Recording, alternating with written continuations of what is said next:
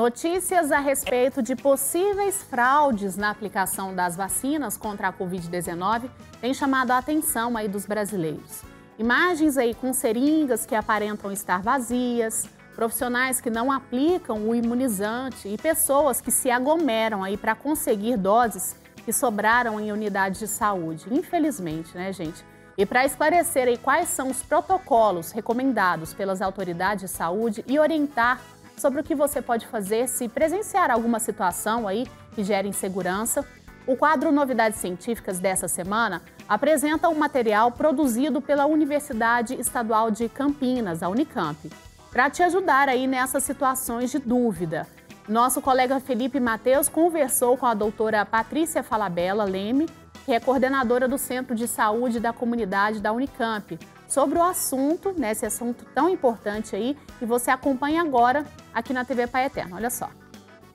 É bem provável que você tenha recebido alguma dessas notícias nos últimos dias.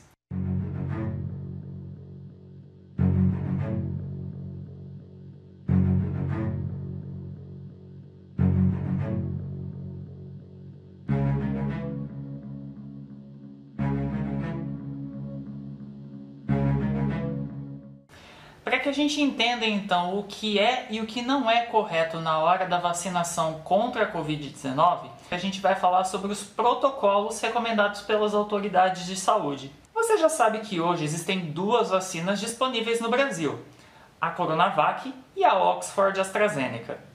Quando o paciente chega para a imunização, é feito um cadastro dele e preenchida uma ficha com os dados do paciente e da vacina.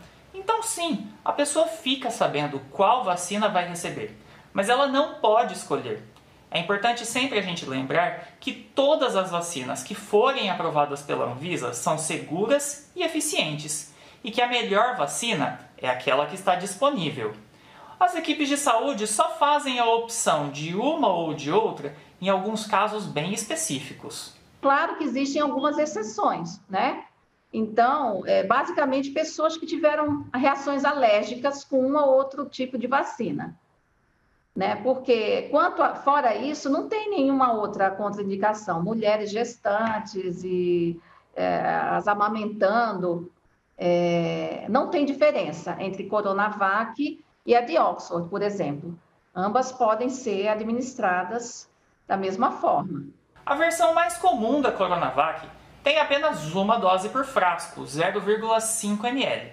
Mas o Instituto Butantan pode ainda produzir frascos com mais de uma dose. Já a vacina de Oxford vem em frascos de 5 ml, ou seja, 10 doses por frasco. E para agilizar nesse processo de vacinação, é comum que os profissionais de saúde já deixem seringas individuais preparadas. Isso é normal. Mas para evitar que alguma vacina tenha que ser descartada depois de algum tempo, a recomendação é que no fim do dia não sobre nenhuma dose de vacina. E isso exige das equipes de saúde um bom planejamento. Porque se você tem frascos de multidose, que dão em torno de 10 doses, se você fez um agendamento, por exemplo, tem lugares que fazem por agendamento. Então, quando estiver chegando próximo dos últimos do agendamento, pelo menos os últimos 15, né, você tem que esperar juntar 10 para você abrir um frasco de 10 doses, né? Aqui a gente teve a oportunidade de fazer o seguinte, como a gente tem tanto a Coronavac quanto a AstraZeneca, quando chega perto do final do expediente da vacinação, a gente também faz isso daí, a gente espera ver o movimento como está. Se no finalzinho já tiver pouco, a gente começa a administrar a Coronavac com uma dose só, justamente para não sobrar nenhuma dose. Foi provavelmente essa falta de planejamento que provocou no Rio de Janeiro um episódio que ficou conhecido como Xepa da Vacina. A doutora Patrícia me explicou por que episódios como esse atrapalham todo o processo de vacinação. A gente vê que o profissional de saúde tinha uma boa intenção, né? Ele não queria desperdiçar as doses. Só que é o seguinte, ao mesmo tempo que você vai dar, você acaba dando para quem? Para pessoas que não são do grupo que deveriam estar sendo vacinadas naquele momento.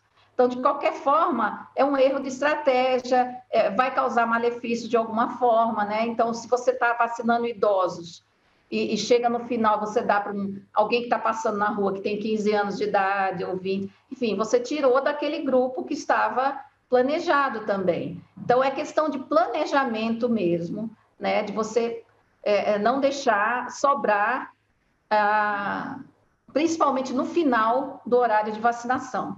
Casos como esses que você viu no início da reportagem podem gerar muitas dúvidas e insegurança nas pessoas.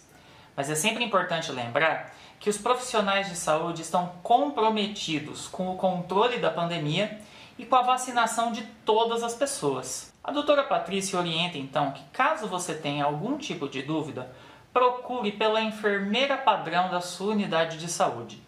Uma outra opção é entrar em contato com uma ouvidoria ou autoridade de saúde responsável que pode te dar esses esclarecimentos. E nunca se esqueça de pensar muito bem antes de repassar uma informação que pode ser falsa. É o que você falou, pode ter falha humana? Pode, claro que pode, né? O ser humano é falho. Mas a gente custa acreditar que alguém que é profissional de saúde, que se formou para ajudar as pessoas a se cuidar, que vão estar deliberadamente praticando um ato dessa forma, principalmente se tratando de Covid, né? De uma doença tão grave. Mas pode acontecer. Então, o primeiro pensamento não houve nada, vou só apurar. Provavelmente, eu que estou enganado, a gente sempre tem que pensar isso, né?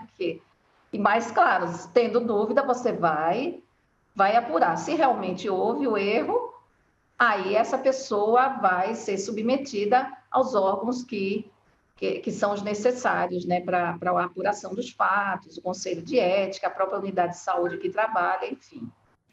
Muito interessante, né, gente? Nosso agradecimento, então, aí ao Felipe Mateus e à doutora Patrícia e todos lá da Unicamp, né, por esse vídeo aí, pelos esclarecimentos, por ter cedido esse material para a gente, viu, aqui da TV Pai Eterno. Muito obrigada.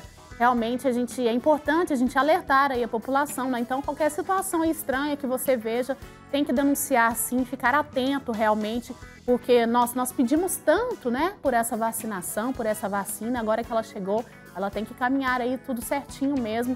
E se Deus quiser, nosso Pai Eterno vai iluminar e logo, logo estaremos todos aí imunizados. Inclusive, gente, que estamos nesse assunto, vou reforçar aqui de novo, vou colocar aqui, pegar o meu álcool, fazer mais uma higienização aqui nas minhas mãos, olha, porque é muito importante que a gente faça isso sempre, sempre, sempre. Aqui, eu tô quietinha aqui, mas de vez em quando chega uma ficha nova para mim, né? Então eu pego a ficha, pego o telefone, deixo o telefone ali, tomei um cafezinho ali, né? Saio daqui no intervalo, tomo um café, coloco a máscara, volto, sempre higienizando as mãos. É isso que você tem que fazer aí. Na sua casa, quando chega alguma compra, por exemplo, faça a higienização desses objetos que chegam aí da rua. Elevador, gente, maçaneta, esses locais aí a gente está vendo, né, que os especialistas eles falam que é muito perigoso, são realmente locais aí que você pode se contaminar. Então, tendo esse álcool na sua bolsa, no seu bolso, você vai fazer a higienização aí, você vai evitar de contrair esse vírus e principalmente passar aí para alguém que você ama, pensa só, né? Então, a gente tem que fazer a nossa parte, por amor a nós mesmos e amor ao próximo também, viu? Faça isso, tome cuidado, use máscaras sempre também, máscaras limpas, higienizadas, viu? Leve uma, se for ficar muito tempo na rua, leve uma extra ali na bolsa, no saquinho, para que você troque ela aí durante o dia. Muito importante esses cuidados, só assim a gente vai conseguir desacelerar esse vírus aí, porque a vacina ainda tá lenta, né, gente? Então vamos fazer a nossa parte, é o que podemos fazer nesse momento, viu?